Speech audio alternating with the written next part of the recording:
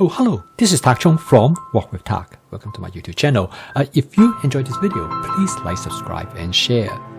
Feel free to write to me at walkwithtak@gmail.com if you have any questions regarding to this video or any other videos that I have posted in the past. If you have any videos that you would like me to make, please let me know. I'm looking forward to hearing from you. Well, first of all, I would like to wish you Happy Easter. And I decided I'm going to post a video about stir-frying lamb. Now, the lamb is not something that I ate much or too often, but my son really loves lamb. So I developed this dish. I call it the garlic lamb.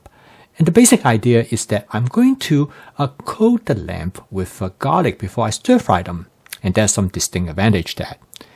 And the cut of lamb that I'm going to use is the leg of lamb roast. Now, most people said, well, this will be too tough.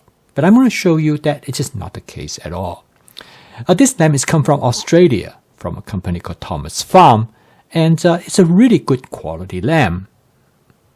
And after I bought the lamb back from the supermarket, I cut up into thin slices. And then I distribute them into a Ziploc sandwich bag as I normally do with chicken, beef, or any other type of protein.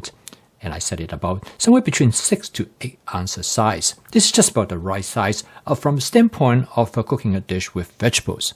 Again, it's important to remember that I use meat mainly as a condiment rather than as the main ingredients. This not only that will allow me to eat more vegetables, but also make the vegetable dish more interesting, as well as the protein more interesting as well. Now, cooking this dish requires high heat, which I'll explain to you in a little bit. I use the wok, which I'm going to use my regular cooking oil. I just use canola oil, but recently I have also switched to refined olive oil. Now, the canola oil is substantially cheaper than the olive oil, and from my standpoint, it really do not taste a lot of difference. Although, if you're concerned about just like some people suggest that the canola oil might have this health hazard, then you can use olive oil, the refined olive oil. Now, I use this wok which I have cooked another dish before. And since that dish actually is an egg dish, and so the wok's already been seasoned, and I don't have to really wash it again. And this is one thing I find it really useful to do, is that when you cook multiple dishes, I would start out dishes that with the least flavor in terms of intensity, and gradually move to dishes that with stronger flavor.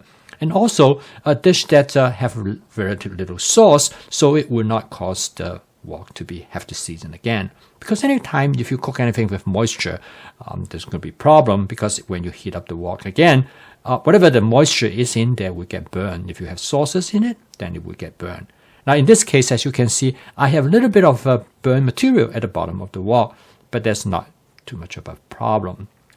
Normally, I season my wok with my spot seasoning method, and it worked really well with a stainless steel wok. And you can take a look at this video for more details of how I go ahead and season the stainless steel wok.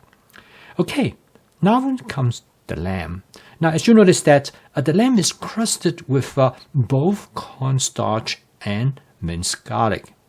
Now, I'm going to use a pair of tongs to separate the lamb.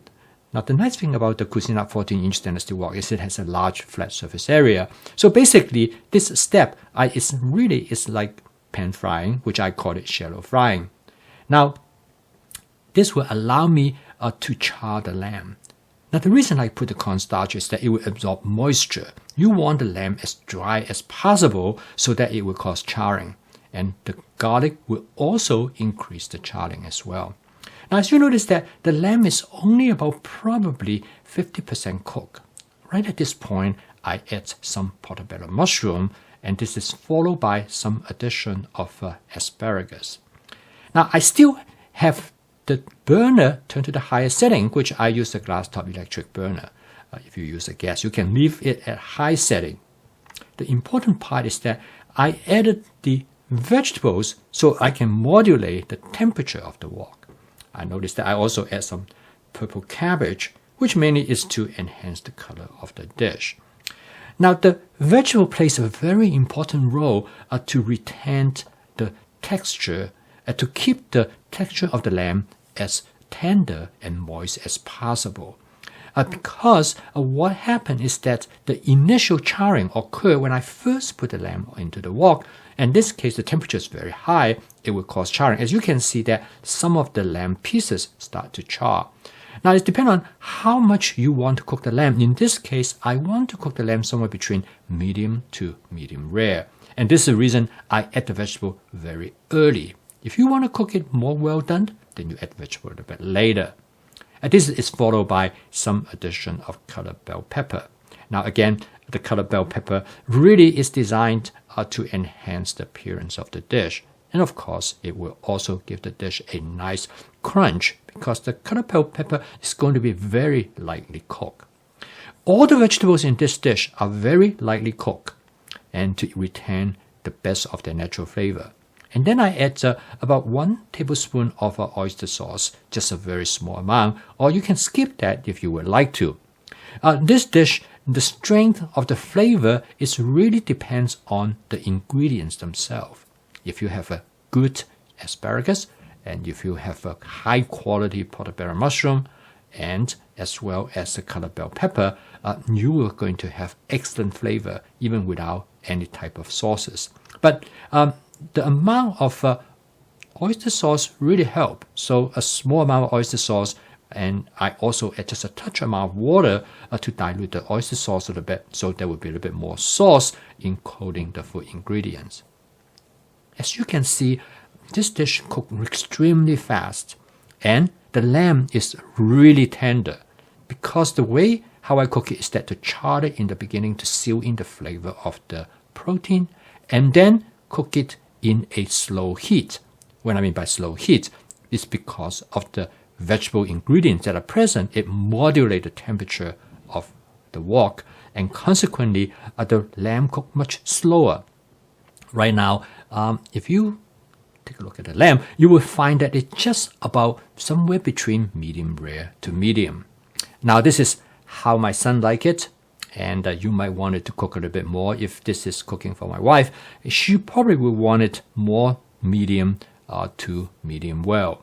Again, each one of us has different preference. And this is the nice thing about home cooking, particularly with stir frying, because you have complete control of how you want to cook your dish.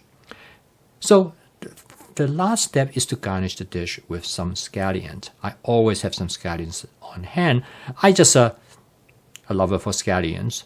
And then to make the dish look really kind of a more a culinary appearance, I just drizzle a little bit of oyster sauce over it. So here it is.